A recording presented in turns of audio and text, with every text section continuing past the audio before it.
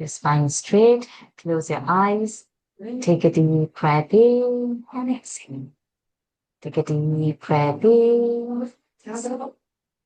Take a deep breath in. Hold it there. Oh.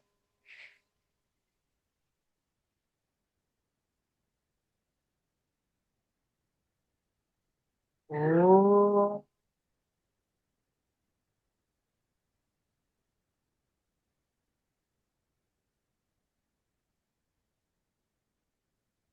Oh.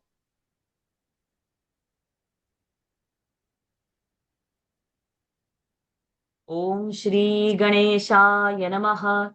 Om Shri Saraswatyai Namaha. Om Shri Gurubhyo Namaha.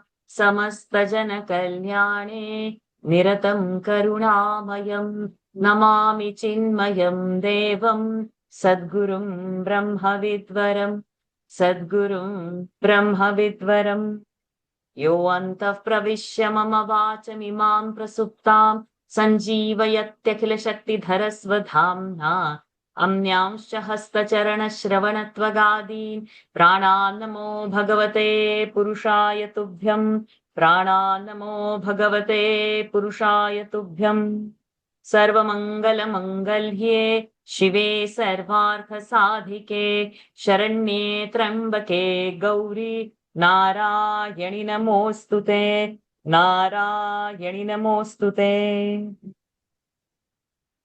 सिन्दूरारुणविग्रहान् त्रिनयनां माणिक्यमौलिस्फुरत् तारानायकशेखरां स्मितमुखीमापीनवक्षोरुहाम् पाणिभ्यामलिपूर्णरत्नचषकं रक्तोत्पलं बिभ्रतीं सौम्यां रत्नघटस्थरक्तचरणान् ध्यायेत् परामम्बिका अरुणां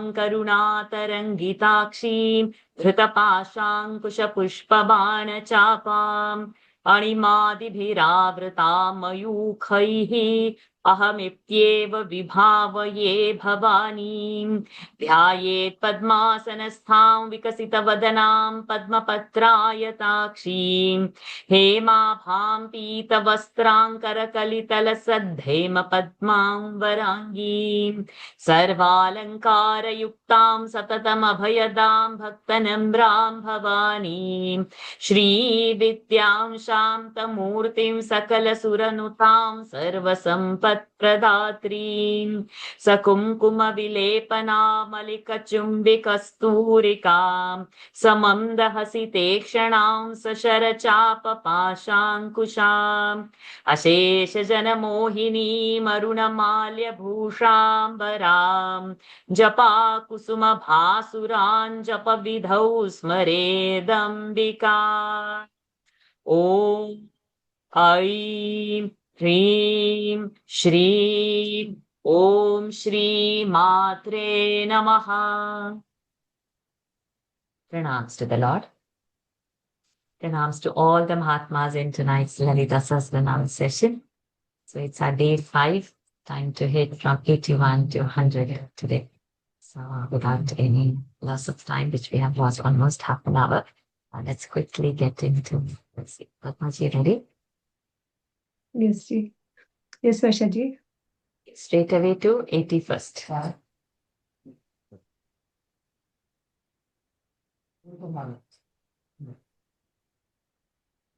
परा प्रत्यक्षिती रूपा पश्यन्ती परदेवता परा प्रत्यक्षिती रूपा पश्यन्ती परदेवता मध्यमा वैखरी रूपा भक्तमानसहंसिका मध्यमा वैखरी रूपा भक्तमानसहंसिका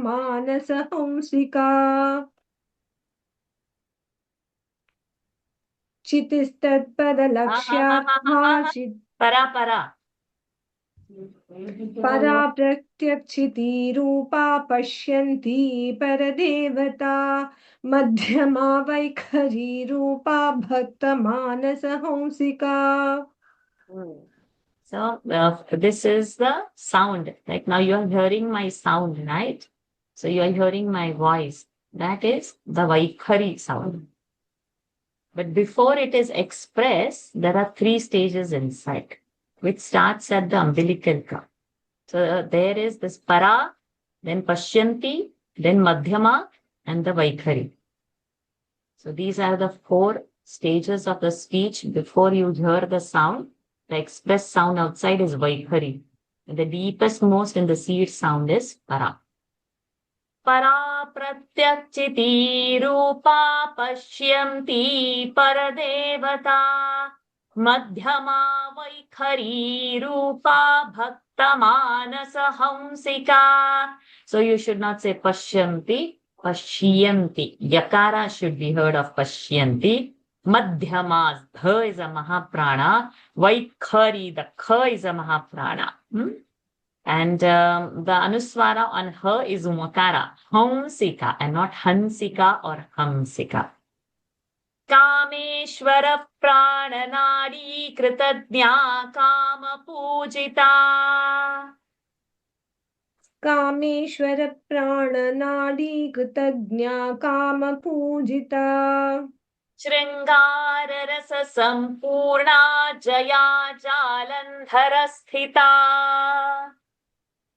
शृंगार रस संपूर्णा जया जालंधर स्थिता कामेश्वर प्राणनाडी कृतज्ञा काम पूजिता शृंगार रस संपूर्णा जया जालंधर स्थिता. Good. So Kameshwara prananadi. There is a dvitva rap prananadi. Kritadnya. Ta is a dvitva. Shringara rasa sampurna jaya jalandhara sthita. All good. But jalandhara, that dha is a mahaprana. And sthita tha is a mahaprana. More force. Okay. Kameshwara prananadi kritadnya kama pujita. So not pujita. Pujita dirgha sound. We have to give an extra pause over there. Shringara rasa sampurna jaya jalandhara sthita. Odyana pitha nilaya bindu mandala vasini. ओढ्यान पीठ निलय. Not Odhyana. Alpa prana. Odyana. ओड्यान पीठ निलय बिंदु मंडल वासिनी. रहो याग क्रमाराध्या रहस्तर्पण तर्पिता. रहो याग क्रमाराध्य रहस्तर्पण तर्पिता. ओड्यान पीठ निलया बिंदु मंडल वासिनी. रहो याग क्रमाराध्य रहस्तर्पण तर्पिता. So Odhyana, not Odhyana. Pitha, not Pita. Pitha, that tha is a mahaprana. You have to expel lot of power. Then Bindu Mandala Vasini is normal. Rahoya Gakramaradhya. That Gakrama is a Dvitva sound. Extra K sound in G you have to include. Gakrama Radhya. That dha is a mahaprana. Then Rahastarpana Tarpita is normal. Odyana Pitha Nilaya Bindu Mandala Vasini Rahoya Gakrama Radhya Rahastarpana Tarpita. Next, see now, after Visarga, there is a pa. So it will be Sadyaf Prasadini. Okay. Sadyaf Prasadini Vishwa Sakshini Sakshi Varjita. सद्यः प्रसादिनी विश्व साक्षिणी साक्षि वर्जिता. Shadanga Devata Yukta Shadgunya Paripurita. षडंग देवता युक्ता षड्गुण्य परिपूरिता. सद्यः प्रसादिनी विश्व साक्षिणी साक्षि वर्जिता. षडंग देवता युक्ता षड्गुण्य परिपूरिता. So, Shradanga. Shakara is a murdhani. Mouth has to change. Tongue has to touch the roof of the palate. Shradanga. Shadgunya. So you have to keep mindful at that, mark that alphabet and keep. Sadyah prasadini vishwasakshini sakshi varjita षडंग devata yukta षड्गुण्य paripurita नित्य क्लिन्ना निरुपमा निर्वाण सुखदायिनी नित्य क्लिन्ना निरुपमा निर्वाण सुखदायिनी नित्या षोडशिका रूपा श्रीकंठार्ध शरीरिणी नित्या षोडशिका रूपा श्रीकंठार्ध शरीरिणी नित्य क्लिन्ना निरुपमा निर्वाण सुखदायिनी नित्या षोडशिका रूपा श्रीकंठार्ध शरीरिणी Nitya Klinna, that Nitya Klinna. So when half ka is in that year, Nitya Klinna. Then Nirupama as usual, Nirvana, Ana is a Murdhani Nakara, Sukha, Kha is a Mahaprana. Daini, we have to hold the Nikara longer, Dirgha sound. Nitya Shroda, that Shro is a Murdhani Shakara, Shrikant Hardha, not Tardha. Tha Mahaprana and Dha also Mahaprana. Shri Kantha. So there is consecutive expulsion of air. You will have to build your power. Shari, that Shari is Ri is long. Then Rini, that Ri is short. So you have to see how much time you're spending on that. Shari Rini. Shari Rini. So Ri we are saying Rini. But Shari, we pause over there. Then Rini, we have to come and pause. Okay. Nitya Klinna Nirupama Nirvana Sukhadayini Nitya Shodashika Rupa Shri Kantardha Sharirini Prabhavati Prabharupa Prasiddha Parameshwari प्रभावती प्रभारूपा प्रसिद्धा परमेश्वरी मूल प्रकृतिरव्यक्ता व्यक्ता व्यक्त स्वरूपिणी मूल प्रकृतिरव्यक्ता व्यक्ता व्यक्त स्वरूपिणी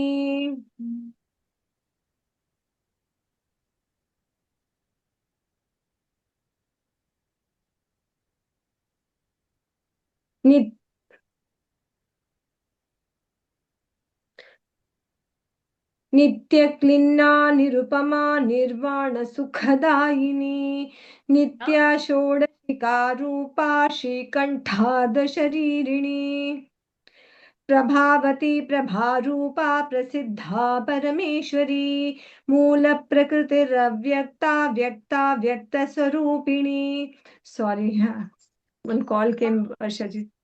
Okay. So it's always nice to connect on a laptop, another device. Or you go on a airplane mode and keep this internet on. So then you will not get the local calls.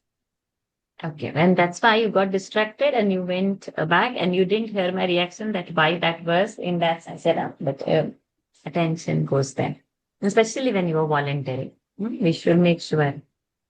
Okay, so power cut by that. प्रभावती प्रभारूपा प्रसिद्धा परमेश्वरी मूल प्रकृतिरव्यक्ता व्यक्ता व्यक्त स्वरूपिणी मूल प्रकृति लप prakriti. That lap is having a vitva sound. Prabhavati, Prabharupa as normal. Prasiddha also normal. The dha is a mahaprana. व्यापिनी विविधाकारा विद्या विद्या स्वरूपिणी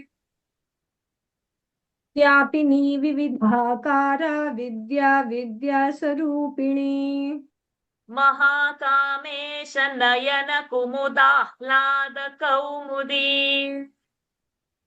महाकामेश नयन कुमुदाह्लाद कौमुदी व्यापिनी विविधाकारा विद्या विद्या स्वरूपिणी महाकामेश नयन कुमुदाह्लाद कौमुदी So that kumudahlada.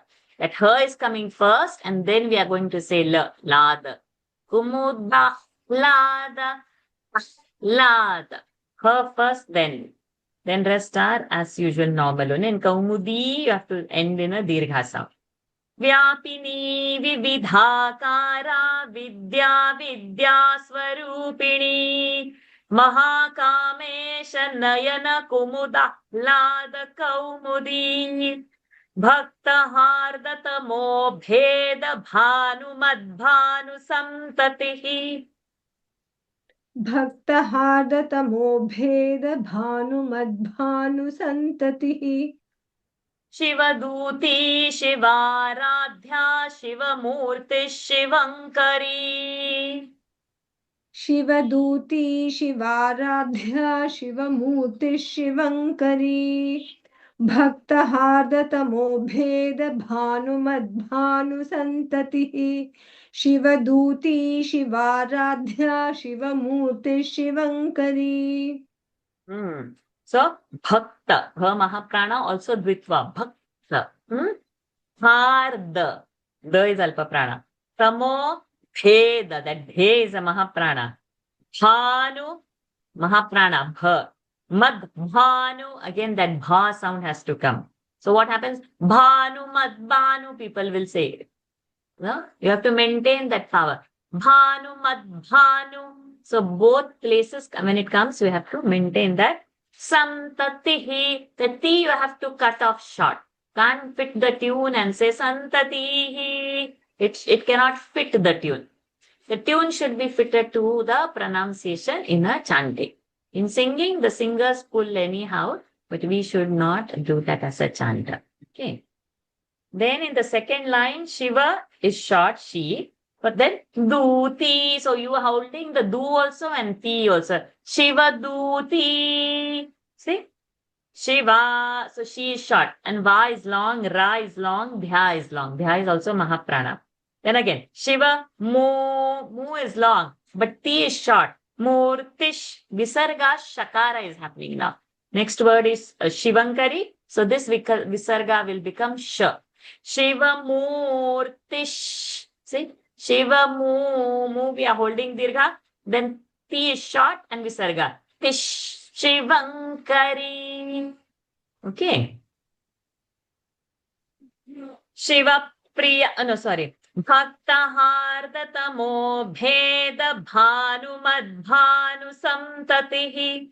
Shiva Duti Shiva Radhya Shiva Murti Shivankari. Shiva Priya, Shiva Para, Shishteshta, Shishta Pujita. Shiva Priya, Shiva Para, Shishteshta, Shishta Pujita. Correct. Aprameya, Svaprakasha, Manovacha, Magochara. Aprameya swaprakasha manovacha magochara Shivapriya Shivapara Sishteshta Shishta Pujita Aprameya swaprakasha manovacha magochara. Shivapriya, Vapriya, Va is having a dvitva. Shivapara, normal. Shish, Tesh, Ta. Two shakaras are coming, Murdani shakara. She is first is normal. Normal she. Then that, you have to convert your mouth for half sh. Shish. Shish. So first, she you should say normal. So normally what happens, when you want to turn that mouth, you turn for the first itself. It can't be shish, tesh. Not start with the mouth turning. So first say she and then turn the mouth. Shish. Then tesh. So second one is also Murdhani Shakara. Shish, Tesh, Ta. So not to turn mouth first, otherwise it will sound Shish, Tesh, Ta, because you are getting ready to say. No. Shish. So it is very subtle, the mouth is changing. Shish, Tesh, Ta. Okay. Shish. So this you mark and keep, because this will need practice. Then same. Shish. Pujita. Pu is dirgha. Then second line, first word, Prameya. Is a Tvitva. Prameya should happen, not Prameya. Prameya. Swaprakasha, not Swaprakasha. Swaprakasha, because Pro is a conjunct. Swa is a short sound. Prameya, Swaprakasha. Swap, like that it should happen. Then that chanting sounds correct. Manovacha, Magochara is normal. Shiva Priya, Shiva Para, Shishteshta, Shishta Pujita. So this alternating between a Shakara and Sh, with a practice only it will come. So you have to mark this and you will have to spend some time. And it's always good to record your own pronunciation and hear it. Because sometimes you don't know whether you're chanting correctly or not. Then when you hear your own chanting, then you can see that how where it was correct or wrong. Then Aprameya Swaprakasha Manovacha Magochara. Next. Chichaktischetana Rupa Jadashaktir Jadatmika. चिच्छक्तिश्चेतना रूपा जडशक्तिर्जडात्मिका Gayatri Vyahritis Gayatri Vyahritis Sandhya Dvija Brinda Nishevita. Gayatri व्याहृतिः सन्ध्या द्विजबृन्दनिषेविता चिच्छक्तिश्चेतना रूपा जडशक्तिर्जडात्मिका गायत्री व्याहृतिः सन्ध्या द्विजबृन्दनिषेविता. Good. So first Chi is a Alpa Prana. And then Chit Chakti. So there is a Sandhi over there. Why? That's why the Sh has become Ch. So you have to say Ch. You can't say Chit Shakti over there. Because it's a Ch, we will have to say Ch Mahaprana. Chit Chakti. Ch is a expulsion of more power. When Ch becomes expelled out, Ch, same Ch. When you expel out with more air, it becomes Ch. So Chich, that first half Ch is also there. So it's not Chi, Ch. There is one half Ch. Chit, Chakti. So both we have to say. And while saying Chakti, that Ti should remain short. Because you are expelling more prana, it doesn't mean you have to go overboard, overspeed. So Ti has become Dirgha over there. That also we have to be mindful. Chit, Chakti, Chetana, Rupa. That Ru is Dirgha. Jada Shaktir Jadatmika, that is normal. Gayatri, the 3 is a Dirgha sound. Vya, Hritis Sandhya. So you remember yesterday we had spoken about her and a R sound has to be heard together. Vya, Hritis Sandhya. The T is short and after Visarga there is a Sakara. So Visarga will become Sa over here now. Vya, Hritis Sandhya. Hritis. So we saw Shakara yesterday. Today we saw Shakara. Now we are seeing Sakara. Vyahritis Sandhya. Okay. Sandhya's Dha is a Mahaprana. Dvija, Brinda, Nishe. That She, you have to turn your mouth again to make it a Murdhani sound. Chichaktischetana Rupa Jadashaktir Jadatmika Gayatri Vyahritis Sandhya Dvija Brinda Nishevita Tatvasana Tatvamayi Panchakoshamtarasthita. तत्त्वासना तत्त्वमयी पञ्चकोशान्तरस्थिता. Good. Nisima. See, Visarga Sakara happening over here again. Nisima Mahima Nitya Yauvana Madashalini. निस्सीम महिमा नित्य यौवना मदशालिनी तत्त्वासना तत्त्वमयी पञ्चकोशान्तरस्थिता निस्सीम महिमा नित्य यौवना मदशालिनी. So our Pancha has come. Huh? It's not Pancha, Pancha. We have to say Koshantara Sthita. The Tha is a Mahaprana. Nisima Visargas we have made Sakara. Rest everything is normal. तत्त्वासना तत्त्वमयी पञ्चकोशान्तरस्थिता निस्सीम Mahima नित्ययौवना मदशालिनी मदघूर्णितरक्ताक्षी मदपाटलगण्डभू मदघूर्णितरक्ताक्षी मदपाटलगण्डभूः चन्दनद्रवदिग्धाङ्गी चाम्पेयकुसुमप्रिया चन्दनद्रवदिग्धाङ्गी चाम्पेयकुसुमप्रिया मदघूर्णितरक्ताक्षी मदपाटलगण्डभूः चन्दनद्रवदिग्धाङ्गी चाम्पेयकुसुमप्रिया मदघूर्णित. That gha is a mahaprana, na is a murdhani sound, raktakshi, that k-set sound we have to get. Madapatala ganda bhuhu, dirgha sound ending. So bhuhu also mahaprana and dirgha also and visarga also we have to maintain out over there. Second line, chandana, that na will be a dvitva because dra is a conjunct. Chandanadrava, nadrava. One extra half the sound we are saying. Chandanadrava, nadrava. And it's not merely chandanadrava. It's not chandanadrava.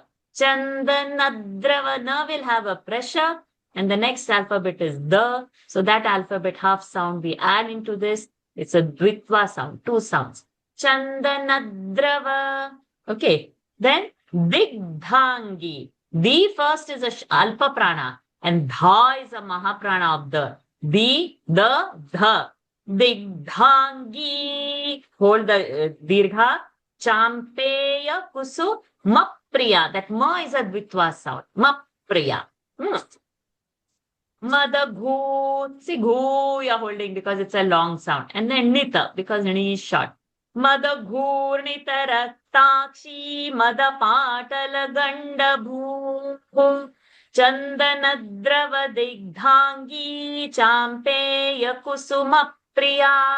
So to hold the sound at a dirgha is very important and not hold the sound at a rasva is also very important. So not to interchange rasva dirgha. Okay, next. कुशला कोमलाकारा Kurukulla Kuleshwari. कुशला कोमलाकारा Kurukulla Kuleshwari कुलकुण्डालया कौलमार्गतत्परसेविता. कुलकुण्डालया कौलमार्गतत्परसेविता कुशला कोमलाकारा Kurukulla Kuleshwari कुलकुण्डालया कौलमार्गतत्परसेविता. So all easy. Kushala short, Komalakara is longer. Kurukulla, all the ukaras are short over there. Kuleshwari, ku is short, le and re are long. Kulakunda, both the kus are short over there. Kaula is a dirgha sound. Margas, ma is dirgha. Tatparase is long and ta is long. Kushala, Komalakara, Kurukulla. So double la, huh? Kurukulla, kulla has to happen, not kurukula. Kurukulla. Kushala, Komalakara, Kurukulla, Kuleshwari.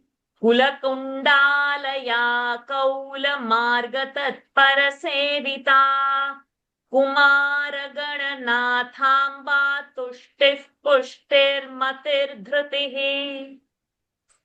कुमारगणनाथाम्बा तुष्टिः पुष्टिर्मतिर्धृतिः.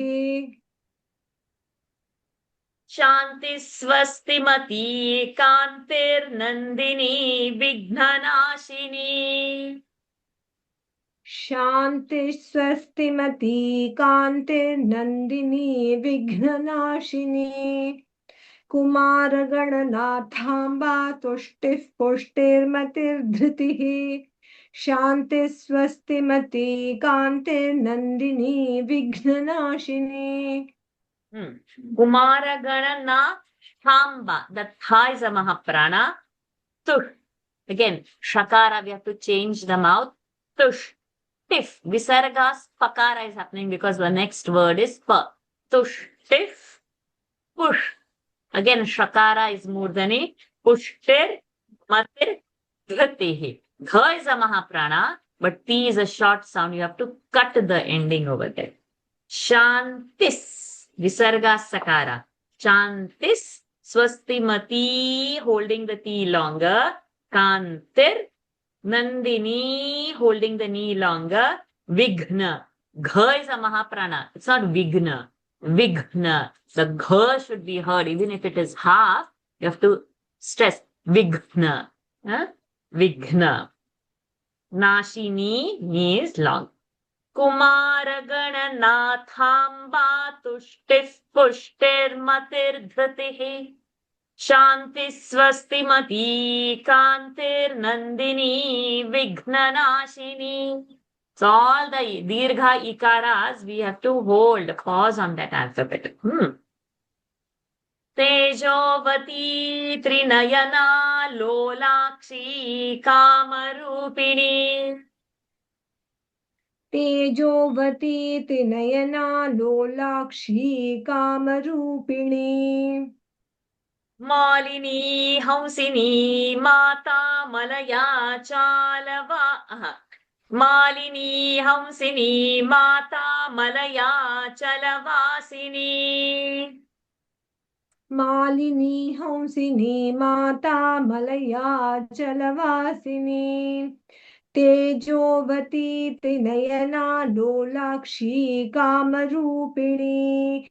Malini Hamsini Mata Malaya Chalavasini. So, Tejovati, that is a Dirghati. So, even Trinayana is a conjunct. We are not saying Tejovati Trinayana because Vati will not happen. We'll have to hold the sound because of its Dirgha. So, Tejovati Trinayana. See? So, the Dvitva rule applies only if the previous alphabet is Rasva. Otherwise, no Dvitva over there. Then, Trinayana, Lolakshi, Kamarupini, all normal.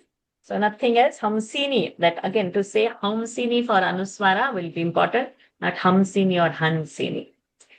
Tejovati Trinayana Lolakshi Kamarupini Malini Hamsini Mata Malaya Chalavasini Sumukhi Nalini Subhru Shobhana Suranaika. Sumukhi Nalini Subhru Shobhana Suranayika. Kalakanthi Kantimati Kshobhini Sukshmarupini. Kalakanthi Kantimati Kshobhini Sukshmarupini. You'll have to work on your kshakaras, huh? Sure, little bit. Go ahead. Sumukhi Nalini Subhru Shobhana Suranayika. Kalakanthi Kantimati Kshobhini Sukshmarupini. So, Kshobhini, start with K sound. Kshobhini Sukshmarupini. So, you're starting with Sh sound.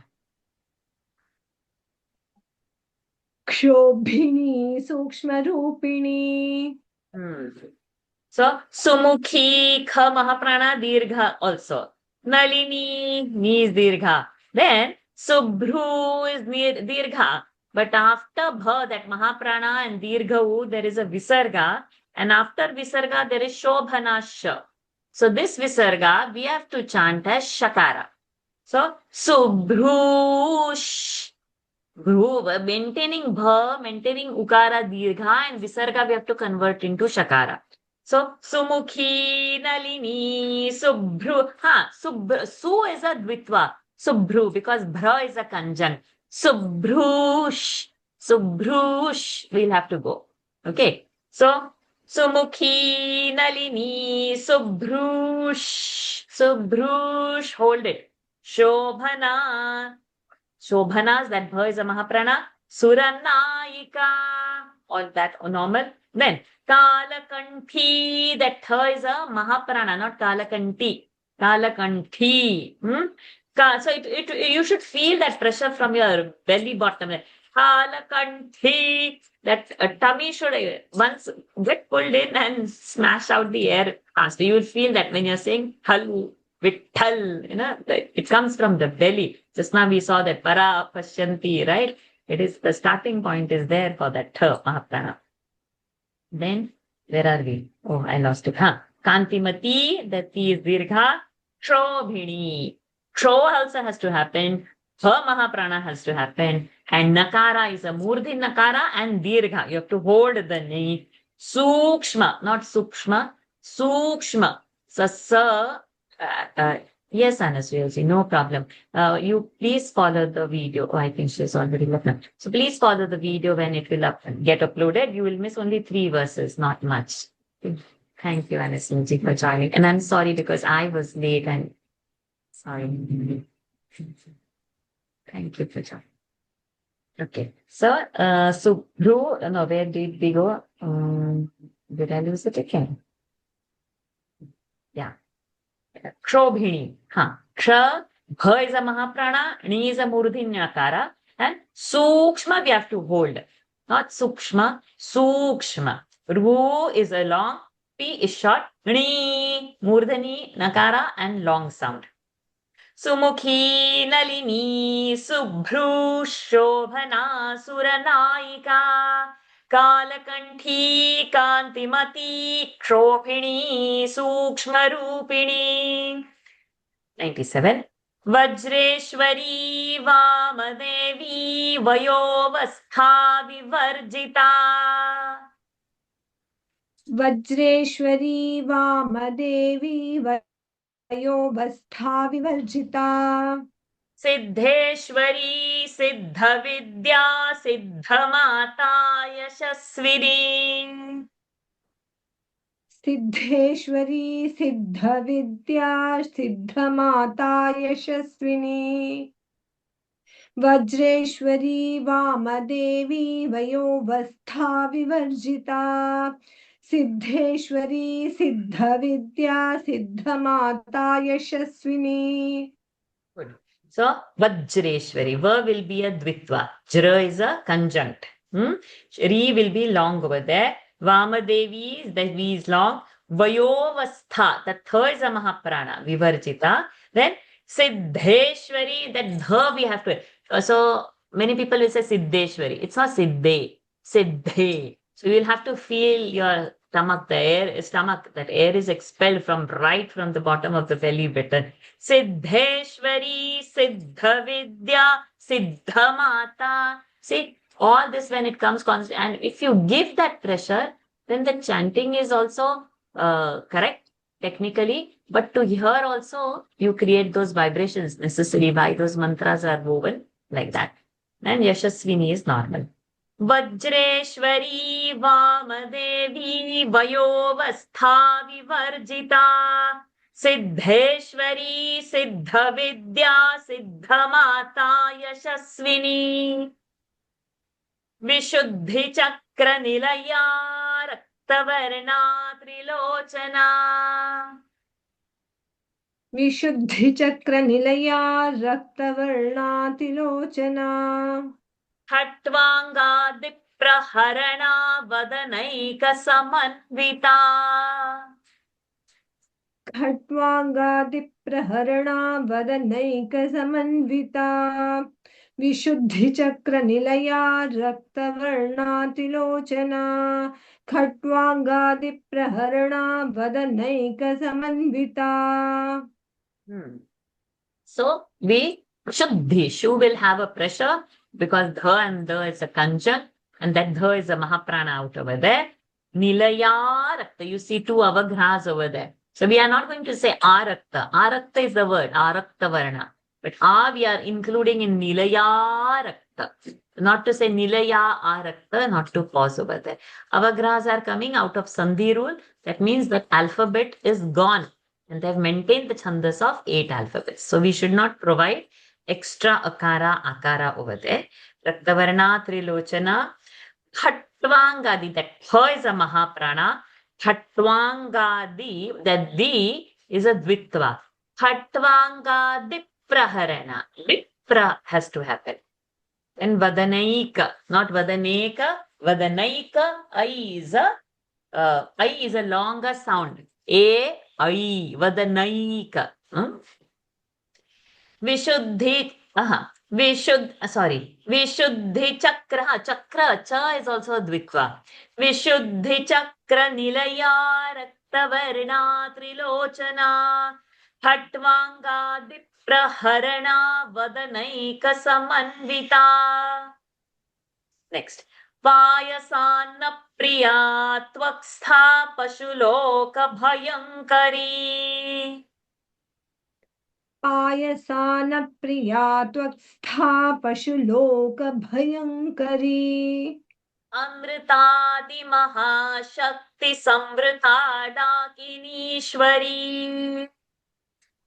अमृतादि महाशक्ति संवृता डाकिनीश्वरी पायसान प्रिया त्वक्स्था पशुलोक भयंकरी अमृतादि महाशक्ति संवृता डाकिनीश्वरी.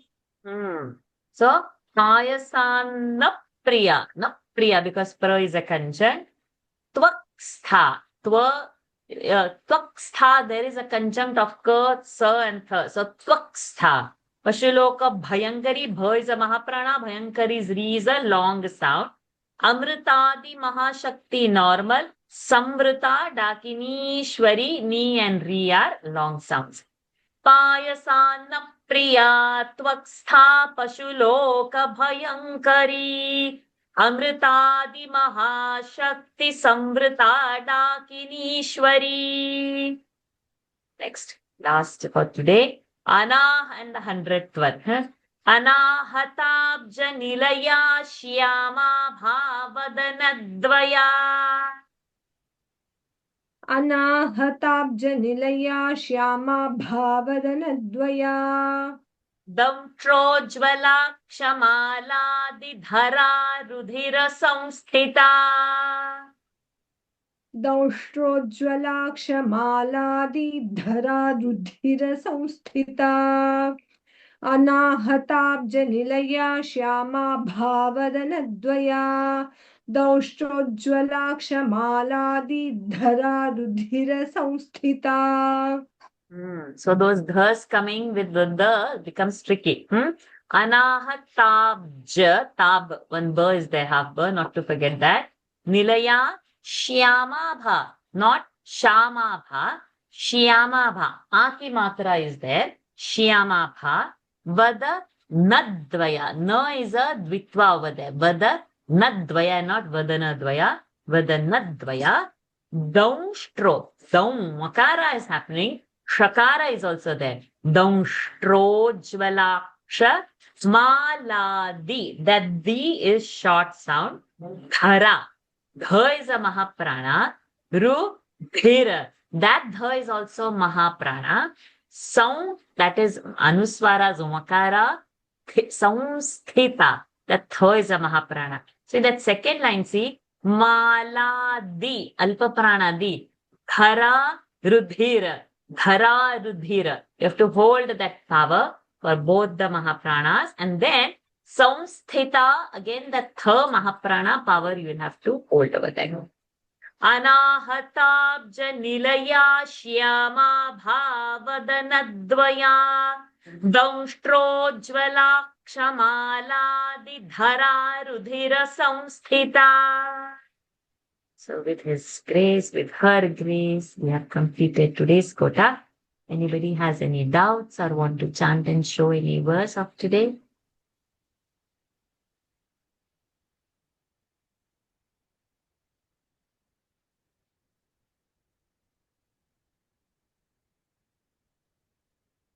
Anybody? All of you? Because it's probably late also, no? So never mind. And then you will all get the chance to post your audios on WhatsApp group. I hope you are all there in WhatsApp group. If not, please let me know in tomorrow's session. To communicate, that's the only place. Let's end today's session with prayers to Maa Bhagavati to give us strength to do this trusting. Om Purnamadah Purnamidam Purnat Purnamudachyate Purnasya Purnamadaya Purnamevavashishyate. Om Shanti Shanti Shanti. Harihi Om. Shri Gurubhyo Namaha. Harihi Om. Shri Durgarpanamastu. Hari Om, everyone. Oh, the light has also come in this. Thank you, everyone, for joining. See you all Hari Om. tomorrow. Hari Om. Oh, thank you, Manupriya. Thank you. Thank you. Hari Om. Thank you. Jai Ma. Hari Om Ashaji. Hari Om Ashaji. Hari Om Ashaji. Hari Om. Hari